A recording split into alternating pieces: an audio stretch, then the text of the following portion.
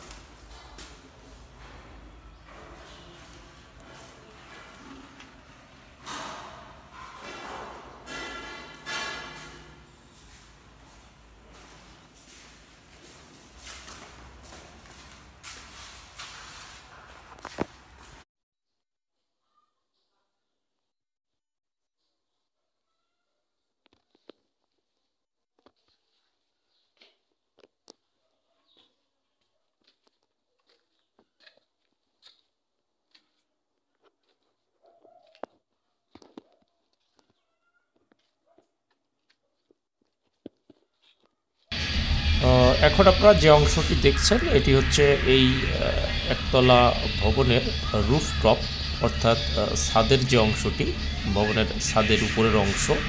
এর চতুর্দিক দিয়ে যে ওয়ালগুলো আপনারা দেখছেন এটিকে প্যারাপেট ওয়াল বলা হয়।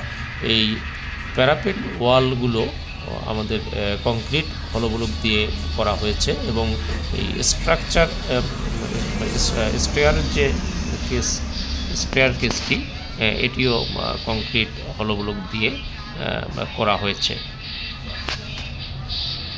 ধন্যবাদ। আজকে এই পর্যন্তই। আগামীতে নতুন কোনো কাজের ভিডিও নিয়ে আপনাদের সামনে উপস্থাপন করব। ধন্যবাদ।